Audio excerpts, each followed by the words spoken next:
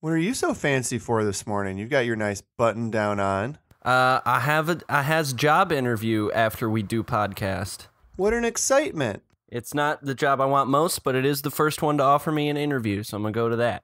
Yeah, hell yeah, dude. Sell your time in return for money. Sell the hours of my life away. One moment at a moment.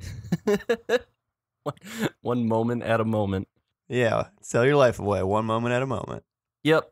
Pure capitalism. Yay. James, would you like to? I've got a big old cup of coffee here. It's got the great state of Maine on it. What? Why? Why to which? Why does it have Maine on it? Presumably someone printed up cups to sell in Maine, like as to tourists. Who's been to Maine? They can remember their time there. Who has been to Maine? I don't know. Do you want like a list of everyone who's been to Maine? I just want to know who's been to Maine and brought that cup to your home. Oh, nobody. You just got it from somewhere? Our friend Eric lives in Maine. Ah, got it. And gave us a bunch of Maine stuff for our wedding, which is nice if you live in a different state, and you could maybe try this out in New York. If you live in a different state from someone and you want them to have to think about you constantly, buy them a whole bunch of shit that they'll use on the reg with information or just words about where you live printed on them.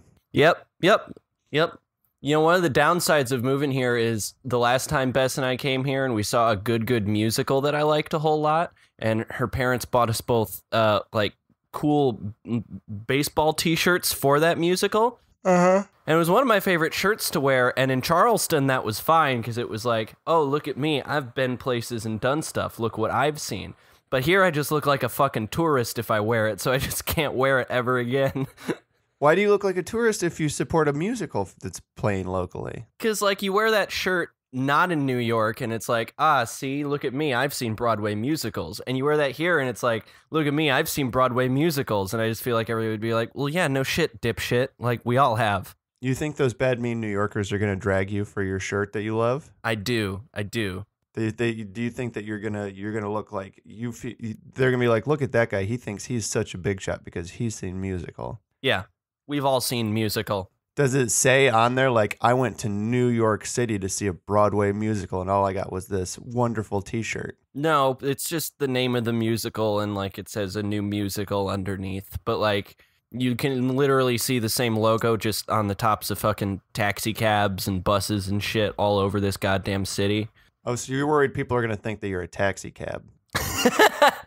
Yep, nailed it. You don't want a bunch of hurried businessmen all of a sudden climbing inside of you in Times Square. I do not. No, absolutely not. No, please don't get inside. Oh, that's optimistic.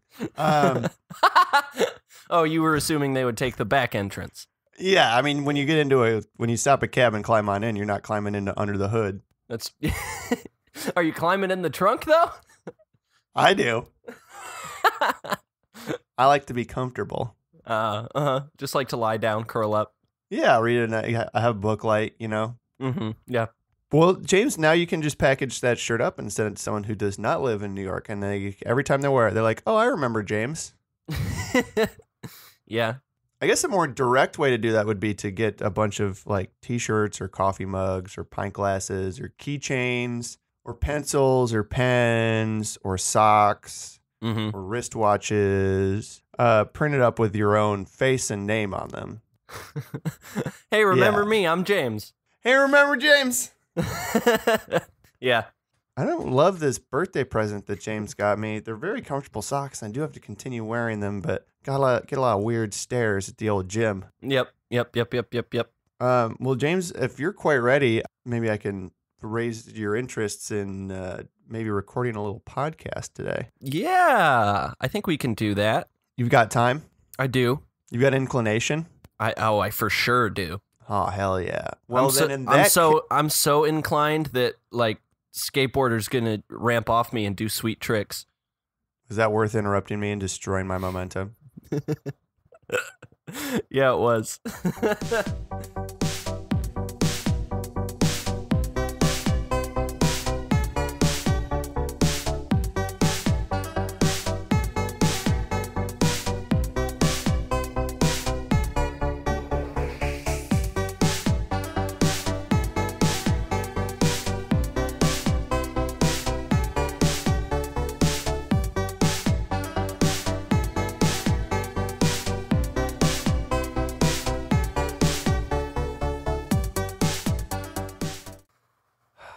was just gonna say, in that case, welcome to Movie Improvie.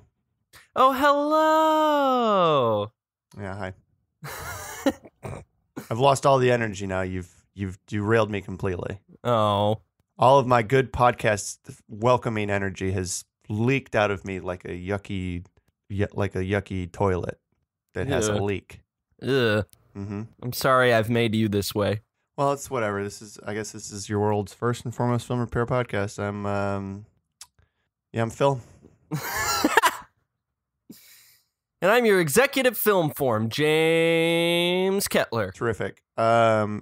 James, would you like to, before we climb up into our spaceship and travel into the nasty, horrible, racist future that we've lived in for the length of this movie, would you like to maybe brace ourselves and prepare ourselves a bit by repairing some trailers? Yeah, I do. I want to get after that, James. I want to get after that wizard's tail. I want to grab onto that wizard's tail and see where this wizard takes me. Okay, yeah. Phil, they say you're not supposed to pull at a wizard's tail because they'll kick you right in the head. Once again, on this podcast, and to my everlasting embarrassment, you have confused wizards and mules. Oh, damn it. Always getting those two mixed up. You've got to figure that shit out, James. It's so fucking embarrassing. Look, they're both magical, so it's very easy to mix them up. If I had $1 for every time you've loaded up all of your dried goods and tin cups and packed camping equipment onto the back of some poor wizard, I would have a handful of dollars. If I lost a finger for every time I did that, I would, because that's what the wizards do. They curse me to lose a finger, and now I've just got one stumpy hand. No, what a bummer. And Yeah. you use that hand to point directly at a mule and say, I curse you. I curse you for the loss of my fingers, you dirty Curse wizard. you, wizard. All right. Let's watch this trailer. They'll cast a spell on you from the writer of Ice Age 2. Well, I can't comment on the pedigree of Ice Age 2. I have not seen it. Can you comment on the fact that Ian fucking McShane is in this movie? Yeah, you do legally have to say the fucking when you say Ian McShane's name. Yep, you do. So this wizard's tale is that a boy goes to a magic land to save his grandmother's roller coaster factory, but an evil wizard is there, so he has to stop it, all while reinforcing gender norms. I mean, is it reinforcing gender norms? Did the boy and the girl, were they romantically involved, or were they just kind of adjacent to each other? Oh, I'm looking at a still from the trailer now. The trailer has stopped, and underneath Watch Again and Share Now, there is a picture of them having a cute moment where they almost kiss. Oh, darn it. Not really much of a wizard's tale, is it? Because none of the main characters is the wizard. The wizard is the bad man. Well, maybe that's just, from their perspective, James. We're all the heroes of our own story. Right. So how is it a wizard's tale? It's not really his tale, is it? It's a dumb boy with bad hair's tale. Well, what kind of a title would that be? So Phil, what if it actually was the wizard's tale though? What if it's about Ian McShane's character, his name is the Grump. Who? Sorry, who? Oh, I'm sorry. Ian fucking McShane's character, Ian fucking McShane. Yeah. His name is the Grump. Mm-hmm. And he wants to end all happiness, according to this trailer. Yeah, I get it. I get that motivation. Yeah. I can identify. I'd like to know how he got there and why he's so grumpy and what he's going to do to end all happiness in the land, because I would like that also. This sounds terrible. This sounds like that new Grinch movie. It does sound like the Grinch movie. It sounds really bad, James. You've done a bad one. Fuck. Shoot, darn it. Can I say what a blight on the world the fucking hero's journey, like, screenwriting paradigm is?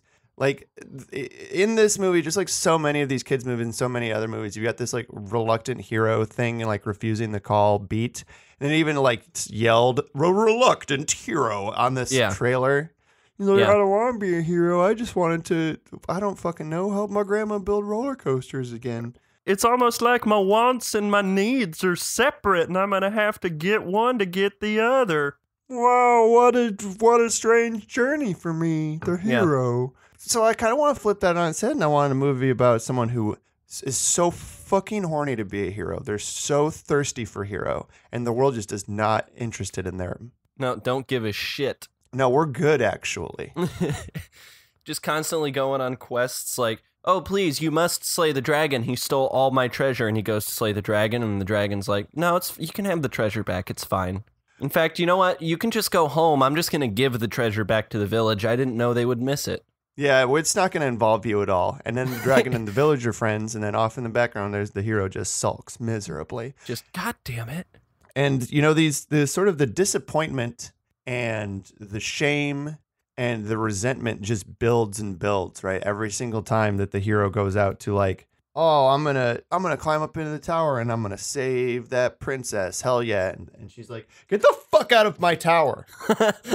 I built this tower very high to be away from idiots like you. Get the fuck out.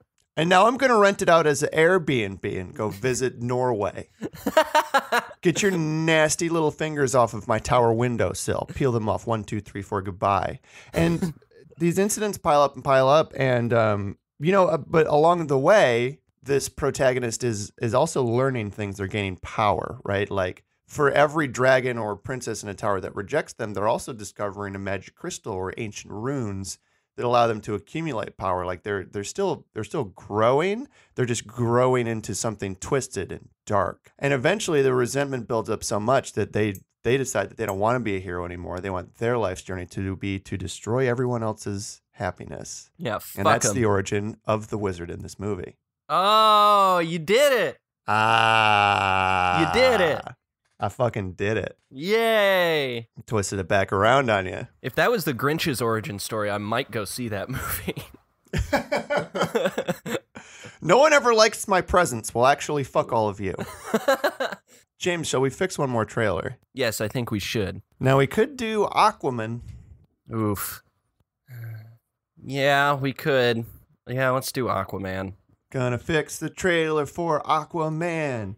Bad DC movies are all they can make. God, it looks so fucking bad. Yeah, so that the Aquaman trailer is about as insanely generic a superhero movie trailer one could possibly ask for. Yeah. Oh my God. So you're destined to be hero. Come, unlock your power, save us. Oh, you're half one thing and half another thing, and those things don't like each other. That make you chosen one. Yeah, I really do enjoy in plots like this the implicit endorsement of the idea that that hereditary monarchies are like valid and justified. Like, no, you're the son of a royalty. You are better than everyone else, and you have to lead because you were born to lead. Yeah, and even if you just say like you're the son of a god, that to me is like, well, okay, if gods were real, sure, that would check out. But it's not. It's just queen. And what generally happens with real hereditary monarchies is the children are raised in more and more like sort of secluded and cloistered environments, become more and more detached from the regular folk over whom they are meant to rule, and end up becoming, capricious and dangerous lunatics. Right. So what about a Crazy Fish Man movie? Phil, what about an Old Greg movie? Oh yeah, so Old Greg, he's the king of the ocean. Yep. Well, no, he's just the king. He's just the king of like a pond. Yeah. Well, maybe not exactly Old Greg, because I'm not super eager to make a movie based around a internet meme from 10 years ago, but I do like this big fish in a small pond, insane leader idea of a man who declares himself king or is declared king of the undersea world, but it's just kind of a bunch of maybe like 4 snapping turtles and some frogs. Yeah, and a handful of sunfish. Yep. Yeah, maybe maybe a catfish or 2. Oh, big old school of minnows. Yeah, and they do speak to him, and they are his subjects, and he is a terrible and despotic leader, and they hate him so desperately. And he just sits down in there and he splashes around, and he says, build for me a monolith of seaweed. And they're like, this is a pond, guy. We don't have seaweed. Drag it from the ocean or I will peel out your bones. We're freshwater fish. We can't. First of all, we're isolated. Like there's no canal that leads to the ocean. We're in fucking Kansas, my man. The ocean is miles and miles away. I don't need a minnow right now. I need a min yes. Be less of a. Hey, maybe you're being a real crab. There's no crabs in this pond, dipshit. There's no crabs here. Don't you snapping turtle at me, Mr. Man. All right, so we're gonna drown him. Let's all have a meeting. We're gonna drown him. He's not even anything. He's just some guy who wandered into this pond. Yeah, his head's just above the water the whole time. And then I think the movie turns into more of like a court intrigue espionage thing, as all these small fish and turtles have to figure out how to murder their king. Yeah. Yeah, and then they do just drown him. They just flock together and just kind of hold him down into the water. Yeah, they all push a log at him, and it just just knocks his head just far enough. Not even all the way, but just so his nose and mouth are covered. And he doesn't do anything to fight it because he thinks he can breathe underwater. Right. He hasn't tried, but he does believe that. But he's confident that he can. I think maybe early on in the movie, you see him trying, and he goes under for like 5 seconds at a time, and then comes up hacking and coughing. He's like, "Oh, it's in my head. I'm just in my head. I can do it. I can totally do it. I'm just in my head." Yeah. Yep. And finally, they do push him under, and there's like the music swells, and it's a big moment. He's finally going to breathe. And he just starts taking deep gulps of water, and his lungs fill up with liquid, and he dies. And then they build a house out of his bones and live happily ever after in a fish democracy. Yeah, and they do eat his flesh for years and years and years because the food chain in this pond is not very large. Yeah, it's like the pond equivalent of a whale fall. Yeah, and so they do just eat his flesh to avoid eating each other so that they can have a functioning society. Yeah, and the fish invent democracy, and the pond becomes a beacon of light and hope for freedom across the fish world. And then there's a particularly hot summer, and the pond dries up, and they all die. And they all die because of climate change. Yep. And the lesson is entropy wins. Yep, just like the SpongeBob musical. That's the lesson of everything, James. Yeah. And I think that movie's called Pond Memories. Oh. Yeah, it sure is. I think it's called The King's Beach. Oh.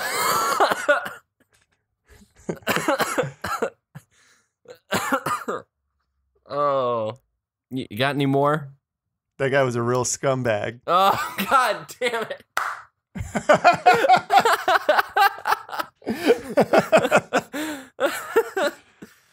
Oh, shit.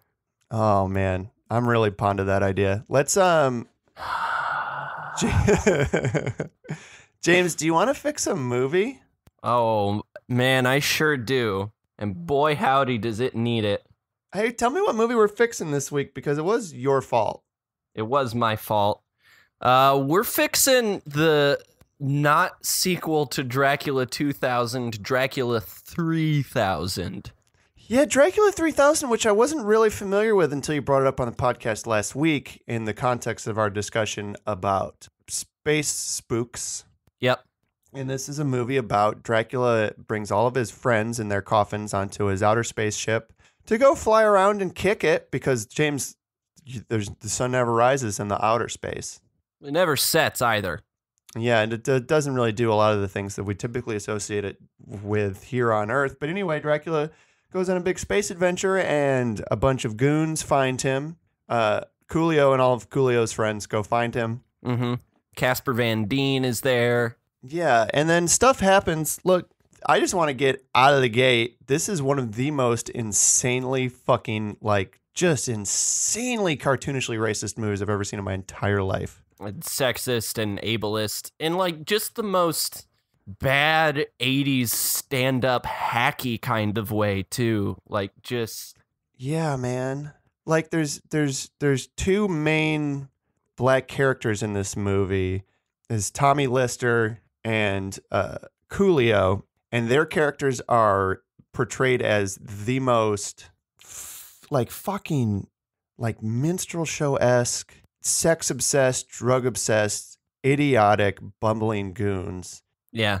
in the world, and they're like sort of just, you know, oh, constantly, oh man, it's such a pain and thorn in the side of good Captain Abraham Van Helsing. Oh, I gotta put up with what these knuckleheads. Yeah. Tiny Lister at one point in this movie literally refers to his penis as his anaconda. No, that was Coolio. Okay, Coolio. Well, either way, that's a thing that happened. Yeah, and he does literally at one point say like, "You white people be crazy." Yeah, drinking blood. You white people be crazy. Coolio's character, by the way, also is named 187 because that was his IQ before he started smoking all that pot. Yeah. Okay, I don't want to talk about this bad, horrible, racist movie anymore. I'd rather fix it. Yep, let's fix it because it's trash. It's a trash fire. Mm-hmm. Yeah, it's We're a gonna garbage make it fire in better. outer space. I don't have a lot of ideas here, James, but the ideas I do have, I feel like have a lot of depth to explore. Much like outer space, Mm-hmm. there's only one, but there's a lot of it. Sure. Outer space, I mean. Right. Yeah. Do you have a worst idea that you'd like to get out of the gate? Oh yeah. Okay, I got it. So in what is arguably the least Wait, worst. you didn't let me do the theme song. Oh, I'm sorry. Yes, please give him your worst first theme song. I was working in my lab late one night when a movie came on and gave me a fright. It was so bad that I had to fix it. So I wrote some ideas, and this one's the worst. Just give them your worst first. Give him your worst. Give him your worst one first. Give him your worst. So in what was arguably the least not good part of this movie, Coolio become a vampire. Mm-hmm. And for the first 10 seconds, he was a real joy to watch because he's just all like, he's doing this weird, like bug-eyed, like finger twiddly thing. And he's just kind of dancing around, hissing at people. Yeah. So anyway, but his dancing around made me think it's an idea called West Side of Transylvania Story. And it's about... West Side of Transylvania Story. Yeah. So it's dancing gangs, but they're vampires? Yep. Well, I think one is vampires and one is werewolves. Sure. And like West Side Story, neither of them are really bad. The real bad guy is Van Helsing, the bad law enforcement man who has pitted these two gangs against each other. I've never seen West Side Story, but I feel like I know what it's about. There's jets and sharks, and they dance in the streets and wave switchblades at each other. But then two of them fall in love. Yeah, well, one of the jets and one of the sister of one of the sharks' girlfriends fall in love. Yes. Now, is your movie going to take place in the 1950s? Is it going to take place back in vampire times, or is it going to take place in modern times? I think it's going to take place in like the 1830s. So it's going to take place in vampire times. Yes. Okay. So are the dances then going to be sort of like the Charleston and the tango and other historical dances? The Charleston? Yeah. All those people doing the Charleston back in 1830. Yep, when it was invented. Yep. No, actually, I think they breakdance, Phil. Oh, okay. So it's a breakdancing historical period movie. Yeah, uh-huh. That sounds fantastic. Now, their outfits, are they 1980 or are they 1950s outfits? Or are they 1830s outfits? Or are they 1950s outfits by way of 1830s outfits? Is it like sort of like a steam rock and roll, if you will? I think it's more like steam hip hop. I think it's 1980s hip hop outfits by way of the 1830s. Okay. So it's like lots of frilly blouses and like long flowing coats, but also like sideways baseball hats. Yeah, they wear their big top hats sideways. You just it's sticking this way. They're wearing it's like a velour tracksuit with a cravat. Yeah. Uh-huh. Yep. Yeah, I'm really into this aesthetic. Yeah, and they do have big ol' like high top sneakers that with just a big old buckle on them. Yep. Like a pilgrim would do. But it does still have like the Nike logo. Yeah, that's a very good idea, James. Thank you. So I don't have any worsts, which isn't to say that all these ideas are good, but none of them stand out to me as like that is a ludicrous idea. Mm-hmm. So mine are mostly categories this time, so I wanted to start going into some of them. Okay. This movie's about Dracula, king of the vampires, roving around in the outer space. Right. So I wanted to explore what it would look like if some of his other Monster Mash friends were to have an outer space adventure. Okay. So I got a couple of these. One of them is it's like a Creature from the Black Lagoon style tale.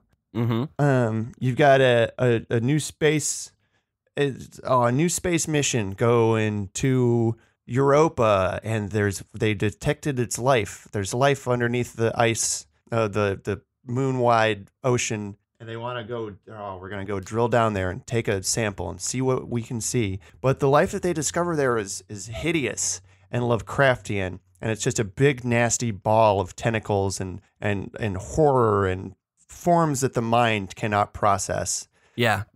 And it's ancient and alien and monstrous, and of course a member of the crew immediately gets horny for it and falls in love, and they do a lot of sex. Yep. And it's a real it's a love story that sees past human preconceptions about what living things are and what shapes are. And so it's an idea called it non-Euclidean shape of water. It's very good. I was going to call it shapeless of water, but that's better. Good too. Yeah. That's very good.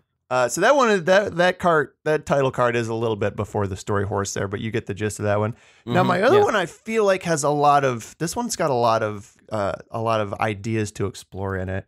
And this idea is called Space Wolfman Too Many Moons. I see where this is going. Well, because the Dracula's friend, the Wolfman on Earth, turns into a werewolf when the full moon come up. Right. You go into outer space, how'd that go? Moons everywhere. Moons all over, and they're always moons all over full. The ding dang place. Now I think that maybe like let's say the Wolfman, maybe he doesn't know he's a Wolfman. Maybe he's an astronaut, and right before a big mission, something strange attacked me in the moors last night. Probably nothing to worry about. Put a Band-Aid on it. Get on a spaceship. Go to Jupiter. What's Jupiter got a grip of, James? Fucking moons. James, there's so many moons around Jupiter. And I think maybe as each moon ascends, right? Like maybe different Jupiter moons have different effects on his wolf physiology. Maybe if Io is biggest in the sky, he's sort of like a classic like hammer werewolf. Whereas if Ganymede is up there, oh man, now he's getting real weird and American Werewolf in London-esque. But now Megaclyte's up there in the sky. Now he's just a little tiny baby wolf today. Yeah, maybe the different moons all turn him into different canines. Oh, okay. So one moon turns him into a big old wolf man. One moon he's a fox man. One moon, it's a smaller moon. He's just a little corgi man with a cute little corgi peach butt. The idea of a were-corgi is incredibly enticing to me, James. But you know what? The moons don't just take turns. Sometimes there's 4 of them up there in the sky, and now he's got all sorts of nasty business going on. Ugh. He's just a writhing mass of creatures at that point. Yeah. And the more domesticated the canine he is, the less dangerous he is. So when he a werewolf, he very dangerous. He gonna attack people. He gonna bite people. When he a were-corgi, he just want to lick your face and get pets. Yeah. So I think a lot of the scientific mission planning does revolve around, predicting which moons are going to be where and how the rest of the team needs to respond to their friends' hideous transformations. Mm-hmm. Yeah. It's like, okay, Lycethea's going to be up there today, so I think he's going to be. I think it's. Oh, dang it! We got a hyena man on our hands this time. We're going to have to put him in the moon cage. Yeah. Oh, the laughter! I can't stand the laughter. It's horrible. Now, here's another idea to explore what happened when he's on moon. Oh, man. Is he on the light side or the dark side of the moon? That's a question we could explore. I was thinking, so if he's on Earth, the full moon rises, he turns into a wolf man. Yeah. A bipedal, roughly human-shaped wolf creature. So I think if he's on the moon, that Earth rises, he turns into some sort of hideous human quadruped. So, ugh. So whereas a wolf man like has the backwards wolf legs, but like stands on them and is kind of hairy, the man wolf would be bald. Yeah, totally bald, like a human. And he would have like normal human legs and hands, but he would. No, I think he's got 2 sets of normal human legs. God. It's horrible. Yeah. I hate it. I hate it so much. And he does still. So you don't often see werewolves with like a big, full, long tail. Mm-hmm. So I think the man wolf does. I think he's got a big, nasty, long, bald tail. Yeah, he's like Jason Alexander from Shallow Hal, kind of a situation back there. Yeah. No, I think it's full length because Jason Alexander just had that little like extra bone tail. I think he's got like a big, long old wolf tail. It's just bald. It's just nasty people meat. Yeah, it's like a possum tail. Well, that's really gross. Anyway, that's that idea. What other monsters could have fun in space? A mummy, I guess. Frankenstein's monster up in space, his fear of fire would be very justified because fire would blow up the whole spaceship. Yeah, we'd end up having to fire him out of an airlock because he would be so terrified every time engines go off. Why'd we bring you? You're not trained in astronaut business and you're terrified of the engines. Also, the G-forces have ripped your stitches apart. Now you're just a pile of limbs. Just a pile. Who's mad about the engines? He's just still seatbelted into his seat, but his arms and legs have flown off towards the back of the ship. Now, I feel like an invisible man on a spaceship could get up to a lot of hijinks. Yeah. What if the invisible man gets impregnated by a face hugger? Oh, cool. I hear a lot of screaming and agonized moans, but I don't know where they're coming from. Now, with the xenomorph, so we've talked on this podcast before about how xenomorphs take the attributes of the creatures in which they gestate. Yeah. Would we get an invisible xenomorph? I mean, in theory we would, but I do like the visual of a chest burster just popping out of just like nothingness. Yeah, all of a sudden everyone's like, what is that sound? And then their faces are all covered and blurred. Yeah, and there's just a chest burster like floating in midair. Yeah, maybe then it gets invisible. Maybe they see it just long enough for it to look at them, turn invisible, and then they hear its clackety claws scattering away. Yeah, I like that a lot. Yep. Oops, we're doomed. Oh, shit. Yeah, just got to burn the spaceship down at that point. James, what other ideas do you have? So Udo Kier is in this movie. Yeah. And he is utterly fucking wasted. Like, Udo Kier is such a batshit crazy actor. And this movie makes him literally just sit still and talk into a camera the whole time. Mm-hmm. And that is a shame. It is. And now what I was thinking was Udo Kier has already played Dracula, obviously, in Blood for Dracula. Obviously, as we all know. And what we haven't seen, so vampires are immortal, but do they age, Phil? I mean, it depends on your vampire fiction, I think, because I've definitely seen some vampire stuff where like, oh, we have the time to take you before the Grand Master, and he's thousands, he's Adam, he's the first man. Yeah. And he looks like a big old pile of old cloths. Yeah. Yeah.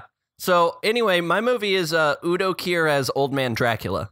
Okay, kind of like Dracula Dead and Loving It. Yeah, but not a comedy. Did you almost mispronounce the word comedy? I did, but I stopped myself. You were coming at it like it was comedy. Yeah, like a comedian. Oh, yeah. That makes sense. Because if it was pronounced comedy, you'd be a comedian. Yeah, a comedian. I'm a comedy. That's really hard to say. Yep. I'm a chameleon. Comma comedian. Anyway, I tell yeah. some jokes. I tell some jokes. Yeah. Anyway, yeah, just Udo Kier is a very, very old, crazy Dracula. Oh, he's crazy also. Yeah, well, it's Udo Kier. Yeah, he'd have to be. Okay. So is he living in Transylvania in a big old Dracula castle, or is he living in modern times? Oh, James, what if maybe his mind's gone? Yeah, no, I think he is living in Transylvania in a big old castle, but it is modern times. And yes, he has suffered some debilitating mental illness, and he can't form thoughts or memories anymore. James really puts a new spin on sundowning. Oh God. Yeah, it sure does. Because that's when he wakes up, but also, that's when his dementia gets real bad. Yep. So he's not really dangerous anymore. No, he just likes to wander out of his castle and go stand at the bus stop. Yeah, he doesn't remember that he's like supposed to be drinking blood or anything, or even that he's a vampire. Yeah, I think until all of a sudden he gets really thirsty and consumes the school children who are trying to help him find where he lives. Yeah. Just out of instinct. Oh, but then he's like, what happened here? Who killed these children? I'm so sad and terrified. And then he goes to the police and he's like, someone murdered these children, and he's just covered in their blood. Yeah. Yeah, sort of like a Michael Haneke vampire movie that we've created here. Yeah. Well, that made me sad. There's a lot of movies, James, so in this movie and in your movie that you've even described, this movie Dracula's on a spaceship, but he's roaming around his big old goofy Dracula collar. He's a vampire from history. What the fuck was that about? I don't know. I don't want to. Doesn't matter. That's something that we see a lot is ancient vampires making their way through the modern times. Mm-hmm. What about a modern vampire who travels back to the ancient times? So does he actually time travel, or? Yes. Okay. He time travels back to history vampire times, and I think probably just fucking crushes it, right? Like, well, you don't have computers, so I can just live forever, move from village to village. No one's going to communicate about it or know what I look like. And also just got a lot of people, like peasants and stuff we don't really keep track of. Just going to eat them, I guess. Going to gobble them up. Not going to miss them. Maybe though, okay, so maybe he comes back from modern times and he brings his modern sensibilities with him, and he's like, no, I'm just going to use my vampire powers to just fucking liberate all these peasants. I'm going to eat the shit out of all these brutal-ass monarchs. Oh, it's a revolutionary vampire. Yeah, and now this does tie into an idea I have down here. So in this movie, there's for no reason like a bunch of communist symbolism all over the ship. Like, there's a scene where they show the computer screen and there's a hammer and sickle on it for no reason. And there's, like, the red flag in the background.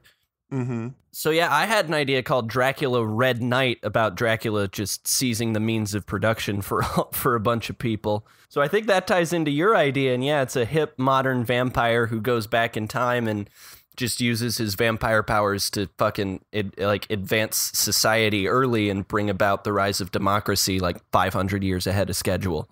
Yeah. Or the vampire travels back in time and it's like a historical fiction thing, and the vampire is actually secretly responsible for one of our revolutions that has already occurred. Maybe the terror of the French Revolution was actually a vampire being like, look, we're going to bring down the monarchy, but also I'm going to kill lots of people and suck their blood up off of this guillotine blade. Yeah, we got to cut off their heads and, put a bucket underneath for their head, but then also put a different, like, metal bucket underneath to catch all their blood, because I'm going to drink it. I mean, to test for science. For science. We need the blood. I need you to save all their blood for test it. Yeah. You can save it all together, though. Just put it in a big old vat with a bendy straw. Oh, we haven't invented that yet. Okay. I'm gonna go drink. I'm gonna go test this blood, and also I'm gonna draw up a patent for a bendy straw. You guys are gonna love it. It's great. The straw comes to you. You don't have to go to the straw. It comes to your mouth. And then in 200 years, you'll ban them, and it'll be terrific. Yeah, because of one picture of one fucking sea turtle. Look, I'm getting off track. Just bring me buckets of all the blood of the rich and wealthy, please. Yeah. Yeah, I like this populist vampire. Yeah. I like that too, because the vampire mythos, vampires are traditionally kind of like aristocratic, Mm-hmm. And I like this because it spins it on its head and it makes him a vampire for the common folk. Yeah, I do love that in our horror movie tropes, right? Like the aristocrats are ageless and beautiful and aspirational. And whenever we have a movie about like the masses, they're just fucking zombies. Yeah. What else do you got, James? All right. So at one point, the crew in this movie discover a Halloween store skeleton that's been tied to a chair. And he's holding a crucifix, and no one knows what that is except for Casper Van Dien, because crucifixes were banned 200 years ago. Yeah, and Coolio's like, oh, it's a plus sign. He loves math. Yeah. I'd really like to see the story of how the crucifixes got banned and why. I think probably that there was we elected a president who went on a real crucifixion spree and really bummed everybody out. So we all got after his second term, when we voted him out of office, we got a Democrat back in there. And we decided, like, maybe we want to help to ease our collective pain and wipe this crucifixion scourge from our national memory. Let's just get all the crucifixes and get them out of here. Let's be done with this. It's brought us nothing but pain. Yeah, maybe we should get rid of this symbol of an instrument of torture that we've based our death cult around, and just maybe get rid of that one. Yep. Yeah, I'd watch that. James, Christians wear necklaces and decorate their houses and shit with a guy fucking nailed to a cross, and it's a real bummer. Yeah. Yes. Oh man, sorry. It's my necklace. My grandma gave it to me. I gotta wear it. I don't really believe in it, but it's a family heirloom, and so I just, every time I look at myself in the mirror wearing it, I get to think about the Easter bunny being broken on the wheel. I got a wheel sticker on the back of my car. Yeah, yes, my necklace is shaped like a pair of pliers. Thank you. It represents the time that the tooth fairy had all of her teeth ripped out by a pair of pliers. And I just like to remember that and think about it. For my sins. Yeah. Mm-hmm. Oh, the bumper sticker on the back of my car. Well, it's in the shape of I know it's kind of hard to tell because it's just sort of like in silhouette there. But if you come to my church, you'd be more familiar with it. It's just a pool of blood beneath Santa Claus being shoved into an Iron Maiden.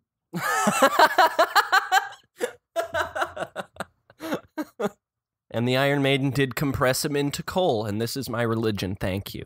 Yep. So Christianity is weird, is what we're saying. Yes. Yep. Okay, so I have another idea here that's just kind of the same as all the other ideas that I've been saying, and so Dracula isn't just the world's most famous and successful vampire. Mm-hmm. He's also based on a real guy, Vlad the Impaler. Yep. Anyway, so essentially, when you have a big old collared Dracula walking around on a spaceship, what you've got is a time-displaced Vlad the Impaler walking around on a spaceship. Yeah. Huh. So what I was thinking, what could other maybe terrible historical world leaders get up to up in outer space? Okay. Obviously, my brain went straight to Hitler, Phil, so why don't you pitch me your Hitler why? in space idea? Why would your brain go right to Hitler? Because you said when you say terrible world leaders, he's kind of top of that list. I said historical, though. I was thinking, like, what about Genghis Khan? Oh, okay. He's just got to tear down the big old space wall. Yeah, there's a big wall in space, and he and all his boys are riding horses and just trying to knock bricks out of it. And a bunch of his men are like, hey, Genghis, it is space. We can move in 3 dimensions. We could go above or below it. And Genghis is like, nope, we're going straight through. I'm Genghis fucking Khan, and I will not be blocked by no wall. We're going through. Up and down is for cowards directions. Yeah. We did. Z-axis is for women and fools. We did go up to get here, but it doesn't matter. Now we're just going across. Up once, straight only. That's our laws. Up once, then straight forever. I tattooed it on all of you. But I did put it on your forehead, so I can understand why it's not helpful to you now. But just look at the guy next to you. It's not that hard. Who's that gal who soaked herself in blood? Elizabeth Bathory, the Blood Countess. Oh, yeah. Some people think she was a vampire. Well, she definitely did murder lots and lots of innocent servant girls. Mm-hmm, mm-hmm. So what if she's floating around in her spaceship? Guess what? It's just a big old bathtub full of blood. Oh, She is occasionally called Countess Dracula. Is she? By who? It says it's the bottom of her Wikipedia thing. She is often compared with Vlad the Impaler, on whom the fictional Count Dracula is partly based, having contributed some of the mythos to the Dracula legend herself. Nicknames and literary epithets attributed to her include the Blood Countess and Countess Dracula. She has been labeled by the Guinness World Records as the most prolific female murderer. Well, that's an ignoble designation. Yeah, that was a bad idea, James, and I apologize. No, I think it's a great idea. She's just space serial killer, basically. Mm-hmm. Yeah, have we done one of those? I mean, Jason went up there. Yeah, but no. I mean, Jason, I don't know if you can... Jason's more just like a monster who's shaped like a guy. I don't know that I would really call him a serial killer. Yeah, that's fair. No, I think she's a cunning lady serial killer hopping from space station to space station like a space Jack the Ripper, just murdering folks. That's pretty good. You're flying around in your spaceship, you get a distress signal. Mm-hmm. Oh, SOS, they must have ran out of space fuel. Let's go rescue them. Next thing you know, she's in your quarters with a candlestick bashing your fucking dick off. Yep. Bashing the piss right out of your pants.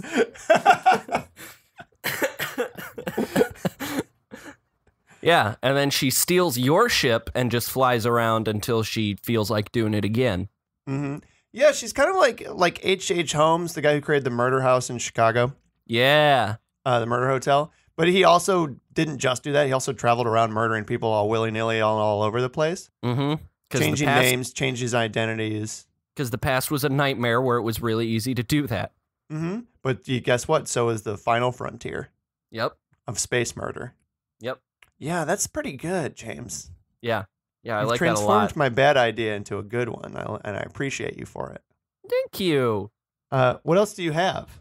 I think I just have one more that's actually an idea for a movie. Mm-hmm. And it is Bess's idea, so I'm going to throw it at you. So, Phil, have you seen the poster for this film, Dracula 3000? Yeah, it's got a real, what's his name? H.R. Geiger? Yeah, it's got a real Giger vibe to it.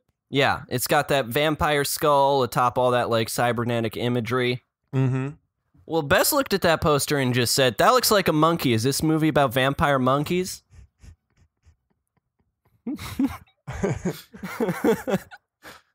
Okay. So that's her pitch. It's a movie about vampire monkeys. Yeah. Planet of the Dracula Apes. Yeah. Well, her title was Planet of the Apes 3000, but that might be a better title.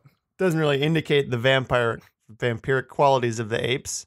But so are they intelligent apes? No, I think they're regular apes. I think it is still in space, and I think that it's a crew of humans who have brought monkeys up there for I don't know, space experiments. Mm-hmm. To see what the monkeys do in space. And I think unbeknownst to them, you know, kind of like how vampires were a metaphor for like the Black Plague being carried on ships and shit, like unbeknownst to them, one of them monkeys was infected with a disease before they took off, and he a vampire now, and he turns all them other monkeys into vampires. And now the vampire disease, it cannot spread from monkeys to humans. So the humans never become vampires. They just get eaten to shit by these rabid vampire monkeys. That's terrifying. You know what else would be terrifying? In the early days of the space program, James, who did we send up there quite a bit? Chimps? Launched a bunch of monkeys into outer space. Yep. And did you know that none of those monkeys came back? Not one. Do you know why? Because they all got sucked into the same wormhole that took them to the vampire planet. Oh, fuck.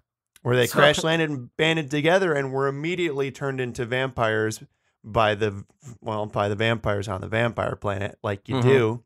Yep. But they did them rebuild all of their crashed space capsules into one big terrifying vampire monkey spaceship, and then they're got their coming sights back set to on Earth. Earth. They're coming back for revenge. And so I think in that scenario, I think the vampirism has made them more smarter. Yeah, they're hyper intelligent vampire apes. Yeah. And they are all wearing like vampire cloaks and brooches and stuff, but they do still kind of walk around on their knuckles. Yeah, and they are also still wearing space helmets. Hell yes. Yeah, so I want you to picture a chimpanzee with a brooch and a big old vampire cape and a high collar and a big glass bubble 50s style space helmet and a ray gun. And a wicked widow's peak. Yeah. Yes, I love this idea. Yeah, that fucking rules. So does the movie take place in outer space? Like, do they intercept a human spaceship or do they just come back to Earth? No, I think they land on Earth. I think it's like an old 1950s, like a Plan 9 from outer space, or like a yeah, something like that. I think they come back to Earth and they're like, take me to your leader so I can bite his fucking neck. Yeah, I mean, the one downside of the glass space helmet is you cannot bite people through it. I think each of the space helmets have two little holes that open up like iris door style, so that they can stick their fangs through them and bite people. Yeah, and they do just open up for the fangs, like, because obviously the monkeys have since adapted to the atmosphere of the vampire planet, and they can no longer breathe oxygen. Right. So yeah, they just their fangs just extend down to these little holes, and they slide in there, so it's still airtight, and they stick them in their neck, and they drink their blood. Yeah, I think maybe there's little, those things where if you're handling something really like toxic or radioactive, how you'll have it in a glass case, and it'll have like an armhole with the glove on the other side, so you can put your arm into the glove and keep the seal. Yes. So I think they've got little limp rubber fang-shaped gloves that just kind of hang on the outside of it until they're ready to use it, and then they stick their fangs through it. Yeah. And then bite the shit out of you. Yeah, this is a very good movie. Yeah, I really like the idea of like the UFO like coming and landing on its three little legs and the ramp extending down, and then a bunch of different like chimps and orangutans and gorillas in their space outfits like clambering down, holding ray guns. And getting ready to bite the shit out of the local townsfolk. And I think that the vampires on the vampire planet are all kind of the same. So their cloaks are like one size fits all. But for the apes, they totally don't. So it looks good on the chimps and the orangutans, but the gorillas, the cloaks are just very, very small. They're real tiny. Fuck yeah. That movie rules. Yep. And it's called... Oh, it's called... Planet 9 of the Apes from outer space. It's called Planet 9 of the Apes from outer space. Hell yes. That's so fucking good. Fuck. James, what movie are we going to make today? Oh, man. We got just a treasure trove of good ideas here, Phil. We have a lot of good options. My favorites, I think, are Space Werewolf Moon Problems, Revolutionary History Vampire, and Planet 9 of the Apes from Outer Space. Those are my leaders, I think. I would also throw onto that list Lady Space Jack the Ripper. Fuck yeah, that one was good too, huh? Yeah. Dang it. Should we bring on a producer and pitch these ideas to a third party? You got one ready? Yeah, let me go see if Bess has pants on. Okay. Hi, Bess. Hello. How are you? I'm good. How are you? I'm wonderful. Welcome to your podcast debut. I'm honored. Yeah, this is an exciting time. I can't believe we've never actually had you on before. Yeah, James always tries to get me on, but I don't. But here I am, wearing pants. You were on for one word once when we fixed the Mamma Mia 2 trailer because you shouted, "Do it!" from the other room, and I turned the volume up real loud so you could be slightly heard. Well, that was very important. Yeah. To me. Yeah, it was. And we did it. That's also 2 words. Yeah, James. Anyway, so Bess, we made too many good ideas this time. So we need you to take on the role of like a producer. And we need you to tell us which idea is the good one that we should make into film. Okay. So I'm just going to sum up all of them for you real quick. So first off, we have, it's a movie about a guy who gets turned into a vampire like in modern times. And then he goes back he travels back in time to history times. And he uses his vampire powers to just fucking like execute a bunch of monarchs and liberate the people. in a specific place or just all the people? Just all of them. All the people. Just traverses Europe, executing kings and emperors and what have you. Okay. Does he also free all animals from zoos? Yeah, sure. Okay. That helps. I just wanted to know. I mean, he could. Yeah, why not? Yeah. 2 is a movie about a lady serial killer in space. Mm-hmm. So this is based off of like the legends of Elizabeth Bathory and all the people she murdered. Mm-hmm. So it's kind of like a lady Jack the Ripper in space. It's a lady up in space who just like travels from ship to ship or from space station to space station, just murdering the fuck out of folks. Okay, that's cool. Yep. 3 is your vampire monkey idea that we're calling hold on, Planet 9 of the Apes from Outer Space. Yep. It was Planet 9. Plan 9 from Outer Space is an old movie from the 50s about vampires from outer space who come to Earth. Oh. Anyway, so yeah, Planet 9 of the Apes from Outer Space. It's about like all those monkeys that NASA sent up into space in the olden times, and they all got sucked through a wormhole and landed on a planet of vampires, and then they all got turned into vampires, and now they've come back to Earth for revenge. Okay. All right, and then Phil? What was the 4th one? Space Werewolf, Too Many Moons. Oh yeah, Space Werewolf. So this is about a man who is a werewolf who goes into space, and what is there a shitload of in space? I'm gonna say moons. There's a shitload of moons. So many moons. There's so many moons, so it makes it real hard for him to do him job. Aww, that's so sad. Is that all? Yeah, it's those That's 4. it. Those are our top choices that we cannot choose between. I'm gonna go with Too Many Moons. You're gonna go with... I felt that. Space Werewolf, Too Many Moons? Yeah. All right. Phil, the producer, has spoken. Yeah. Yeah. No, the decision's been made. It's going to be Space Werewolf, Too Many Moons. All right. Thank you, Bess, for your time and for your input. You're welcome. Do I get a cut of anything? Do I get paid for this? Yeah, you can help us pay our hosting fee for this month if you want. Cool. Yeah, we make negative money on this podcast, so. Man. So you can assume some of our debt. Awesome. Okay, bye. Bye. Bye. Love you. Taking my pants off. Yep. All right, so it's Space Werewolf, Too Many Moons. Yeah, real dark horse choice. Not the one that I was expecting. Nope, but, you know, we got to go with what the producer says. You don't like my choice? Yeah. He just said it wasn't the one he was expecting. It's fine. Then you should have made it. It's fine. Go. It's fine. Go take off your pants. So, plot-wise, Mm-hmm. do we want to? I think what we mentioned when we talked about this the first time around was that he doesn't know that he's a werewolf when he gets onto spaceship to do astronaut. Correct. Yeah, I think he's been bitten, but he hasn't turned yet, and he doesn't know what happened.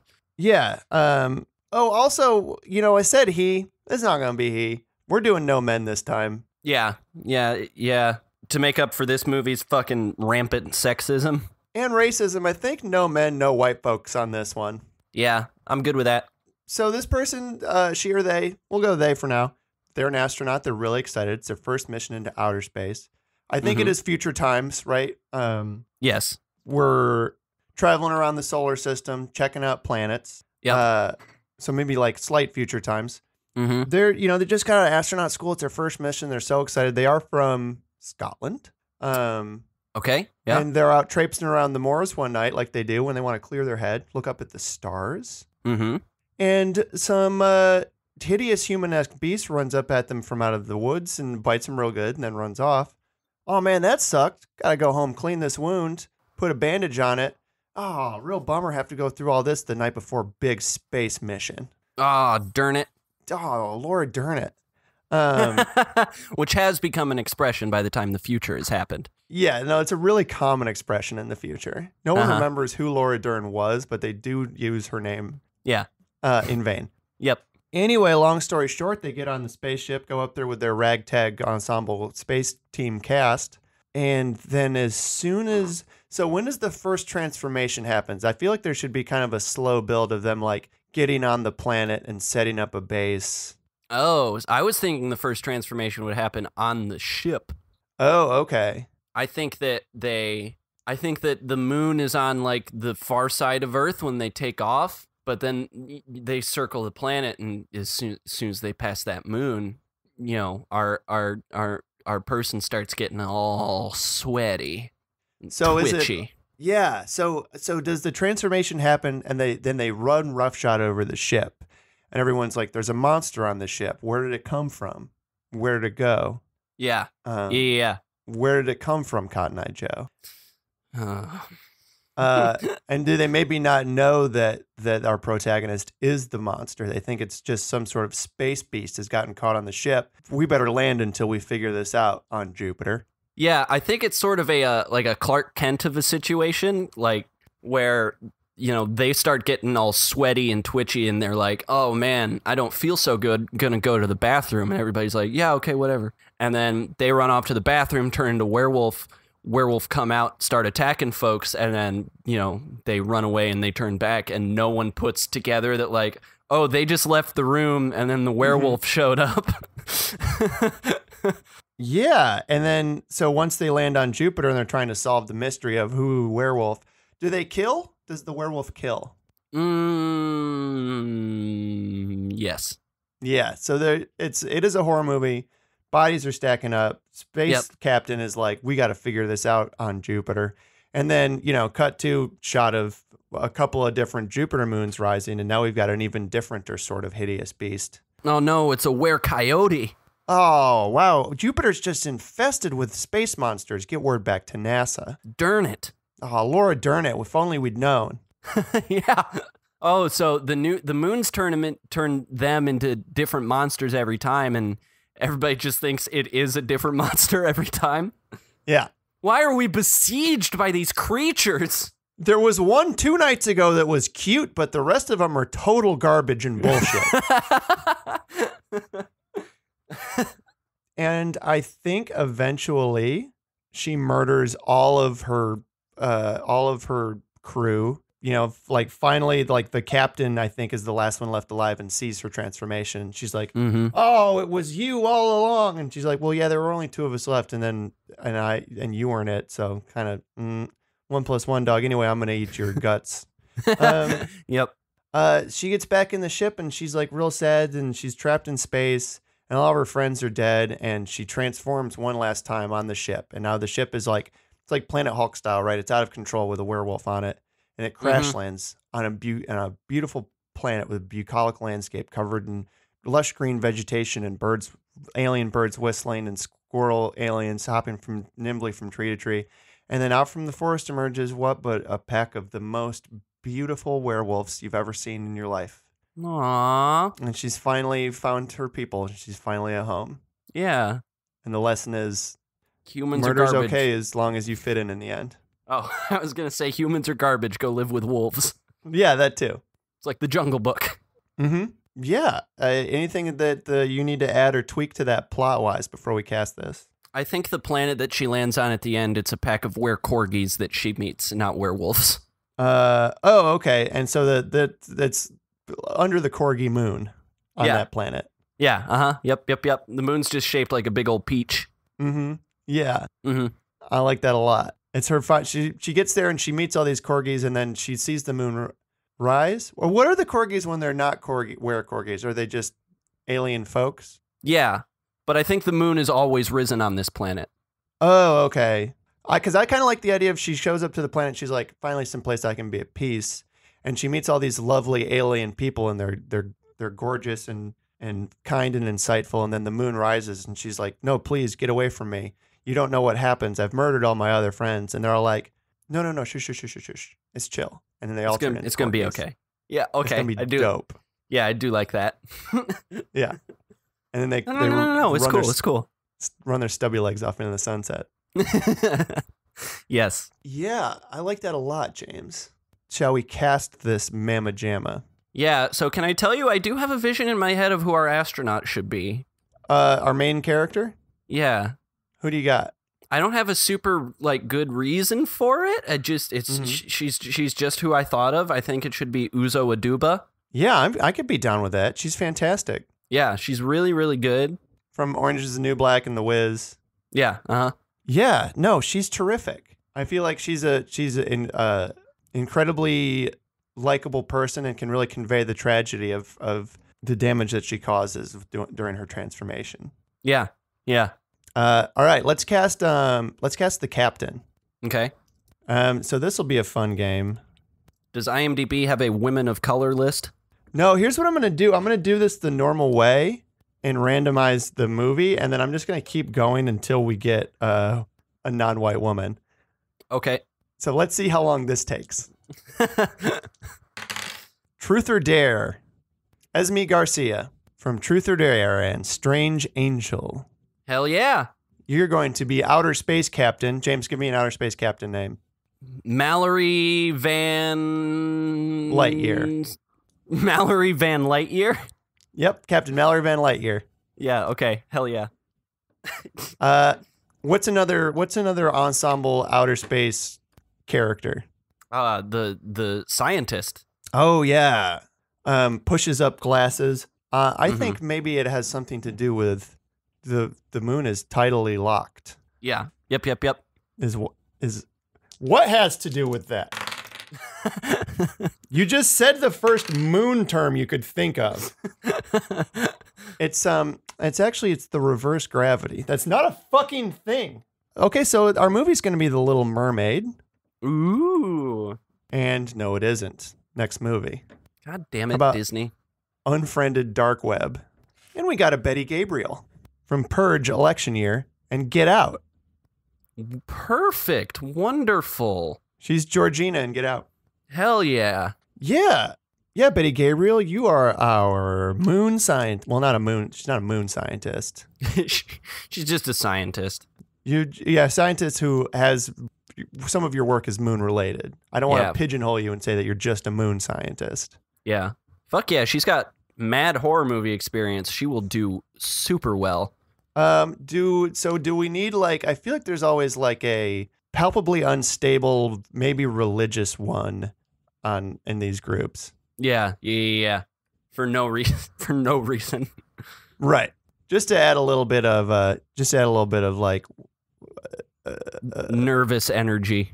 Yes, thank you. Nervous energy. So I'm just going to stop rolling the dice and just go on this most popular feature films released in 2018. I'm just going to start from the top and work our way down. Okay. So from the Meg, how about a Bing Bing Lee? She's in the Meg. She's in Transformers: Age of Extinction, The Forbidden Kingdom. Hell yes. Can she also, so you did mention that this character is religious. Can she not be Christian? Yeah, we did say a bunch of mean stuff about Christianity already. How about instead she is Wiccan? Fuck yes. Yeah. Bringing a lot of unstable pagan energy. Now, shall there be an android? Should we have a bishop-style android? Who, this is very on brand for us, is just very aware of who the werewolf is and can't convince anyone else. No one believes them. I think it is a Bishop or David style Ridley Scott android, but everybody treats him like C-3PO in Star Wars. Yeah, no, she's not what's our main character's name? We didn't name our main character. Oh,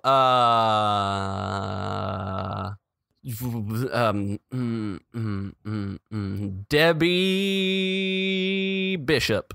Ooh, Debbie, because you just said Bishop because you just said Bishop a second ago. Doesn't matter, still a cool name. Terrific. So Debbie Bishop is our werewolf. Yeah, and the android's it's Debbie. Debbie's every time the moon rises or a moon rises anywhere on any of the planets we've been on, she goes, "Oh, excuse me, I forgot to brush my teeth," and then runs behind the spaceship. And then a werewolf runs out from the other side of the spaceship and starts tearing people's guts out. And then all the rest of the humans are like, "The android's gone crazy. I think we need to power it down." Yeah, shut it off. Debbie, can you help me shut off the android? Debbie's like, well, she's making a really good point, actually. Nope. You've let her. She's got the moon crazies, and you've let her wash your brain. Even Debbie is like, no, guys, for real though, I'm tired of all the killing. Debbie's covered in blood. She's like, I mean, maybe you should give it. No. Okay. Well, all right. We're pulling her head off. Okay. Oh, the milk's coming out. All right. I'm sorry. I'm sorry, L59. I really tried to help. So moving down the list, next movie on here is Mission Impossible Fallout. L59 is going to be played by Angela Bassett. Fuck yeah. We've worked with Angela before in some of our other movie repairs that we've made. She's terrific, and we're happy to have her back on board. Hell yes. Bring that gravitas and authority that the android needs that will not be listened to even a little. Now, how about one more person who's like, and communicate with them from like mission control? Okay, yeah, on the ground back at Earth. Yeah, white shirt, black necktie, horn rim glasses, being like, you could repurpose the oxygen canisters and throw it at the wolf. Yeah, and they do talk like they're from the 1940s. Mm-hmm. Yep. From the movie Avengers: Infinity War, it's gonna be a Zoe Saldana. Fuck yeah! And she is playing. Her character's name is. It's hold on, give me 1 second. I think it's gonna be Kennedy Houston. Ooh. Yeah, that's what it is. Yep, her name's Kennedy Houston. Houston, we have a problem, Houston. Oh, man. Yeah, that's very good. All right, have we done it? I think we've done it. What's this movie called? Is it just called Space Wolf Too Many Moons? Yeah, yep, I think so. All right. Outer Space Werewolf Horror, Space Wolf Too Many Moons. Too many moons. I mean, that is a complaint that a lot of people have about, like, with regard to outer space, I think. Yeah, there's too many goddamn moons in it. Yeah, there's just too many moons. Am I supposed to remember all your fucking moons, Jupiter? Yeah. Hey, Jupiter, pick one moon. We did it. Right? Like. Well, thank you, James. Thank you, Phil. Thank you, Bess. Thanks, Bess. Thank you, Bess. She said anytime. Thank you to you all for listening. Thank you to Cusick for the use of our song, Dragonfly. It's real good. It's good, and it's it's a perfect soundtrack for the outer space mission in your life. Thank you to all of the space chimps who made their sacrifices so that we could then fling humans into space later. Giving us the inspiration for all our good sci-fi.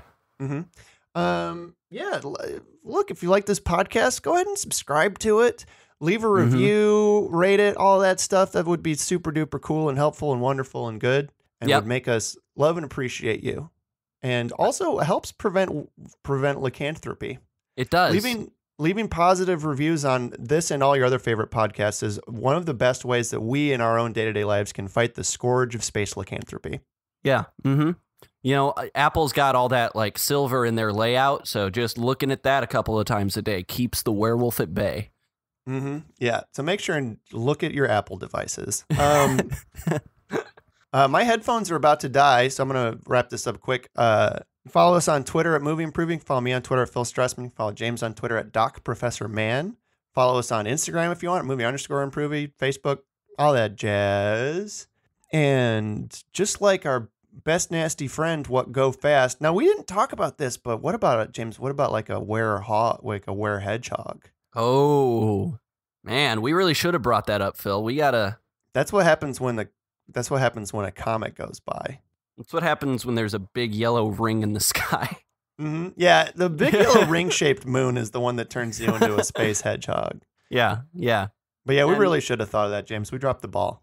Yeah, we really got to come on, step it up. Come on, step it up. Come on, step it up. Gotta go fast. Bye. Bye.